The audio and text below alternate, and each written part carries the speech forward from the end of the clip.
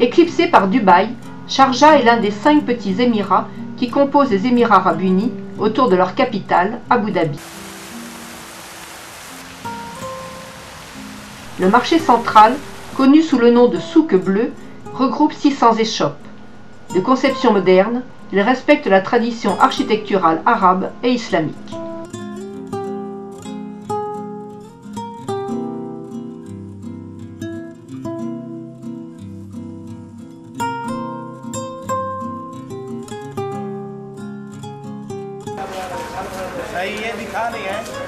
Au marché aux poissons, tout le personnel est indien. Pas étonnant que l'influence indienne soit partout dans la gastronomie locale.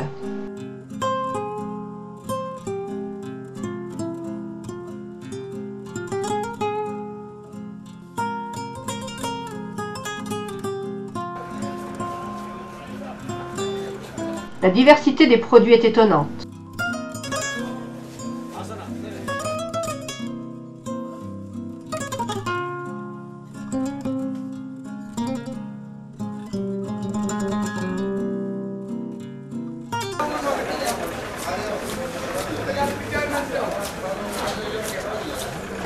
Un ancien directeur de banque cherche à lier connaissance.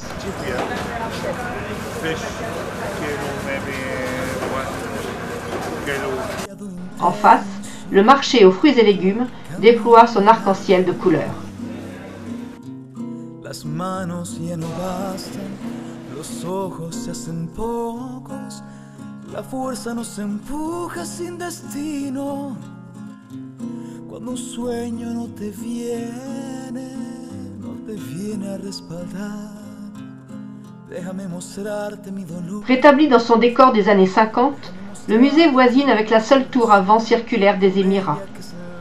Comme dans tous les musées visités, des collections et des vidéos visent à restituer l'identité du pays.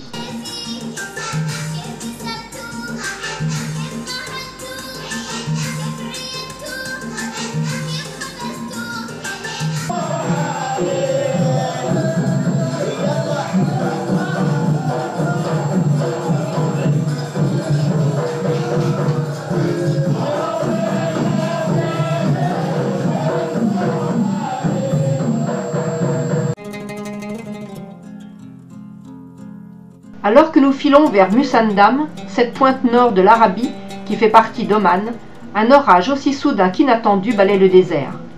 Rarissime en cette saison, dit notre chauffeur.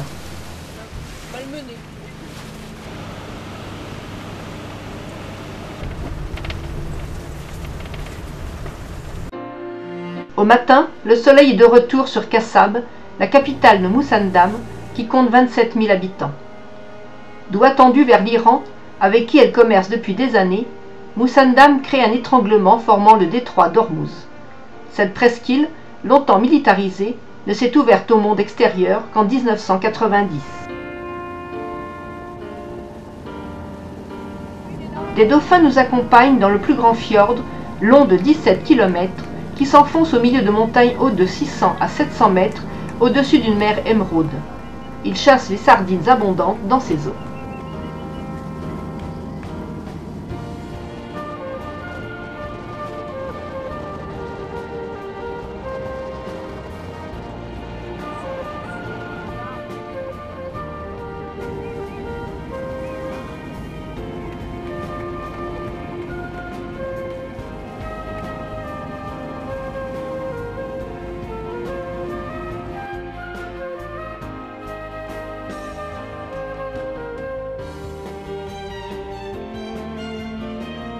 Ici vivent 8 familles de bédouins, soit une cinquantaine d'individus. Interdit de s'approcher, les femmes sont dites harim, que personne ne peut voir. L'électricité y a été amenée par des Français sous colonisation britannique. L'eau potable vient de Kassab 3 fois par semaine. Les enfants fréquentent l'école de Kassab, où ils sont en pension toute la semaine.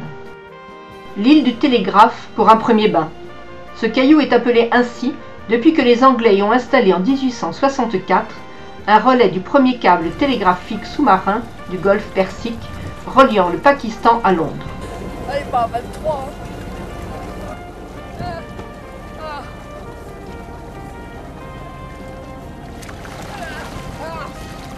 plusieurs ingénieurs chargés de la maintenance ont perdu la boule sur cette île maudite.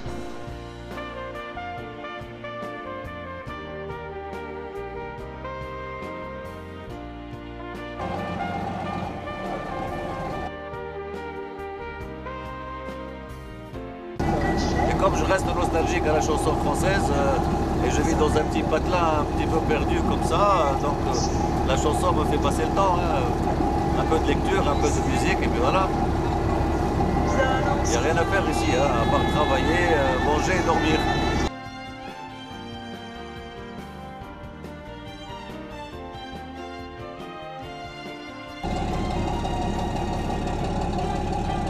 La spécialité de l'Arabie ici, hein, donc c'est le hummus. Le hummus, c'est la purée de pois chiches. Donc purée de pois chiches faite avec de l'ail et puis encore à l'huile d'olive. Sauce au poulet et puis encore la sauce végétarienne.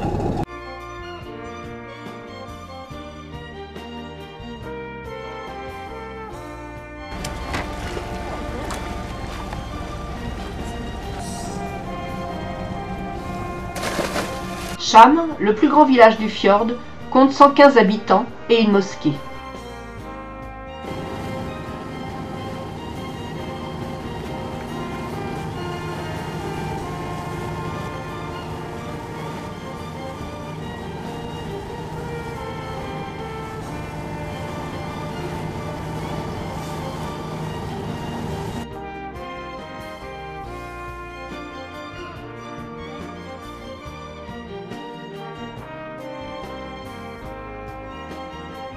« 200 speedboats iraniens traversent chaque jour les 60 km du détroit d'Ormuz. Ils débarquent des chèvres et repartent chargés de produits électroniques. Vous avez dit embargo ? Sitôt débarqués, nous filons à 4x4 à travers Kassab vers le Djebel Harim ou montagne de la femme, qui culmine à 2087 mètres. Nous dominons de 400 mètres un fjord de 13 km.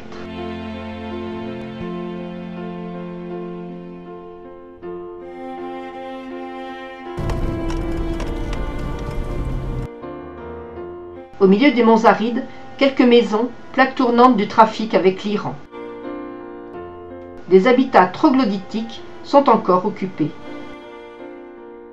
À 1100 mètres d'altitude, du blé est cultivé à la saison des pluies.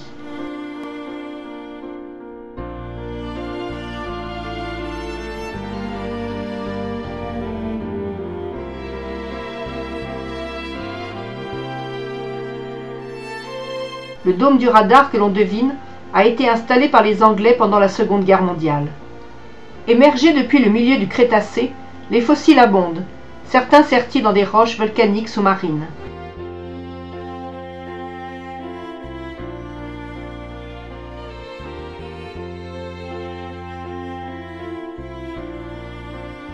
Certaines roches montrent des pétroglyphes vieux de 4000 ans.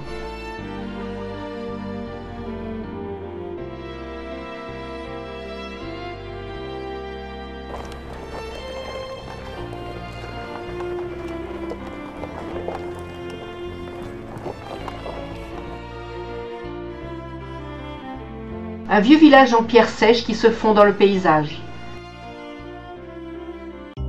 Avant de quitter Kassab, petit tour à la mosquée, d'où nous nous faisons éjecter sans ménagement.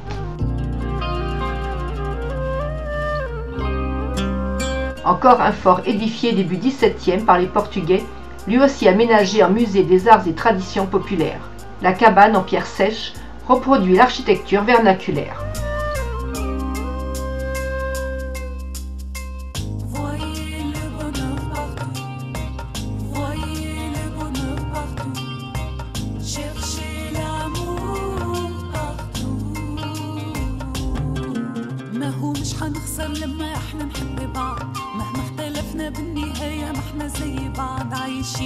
C'est sous un soleil généreux que nous regagnons Dubaï.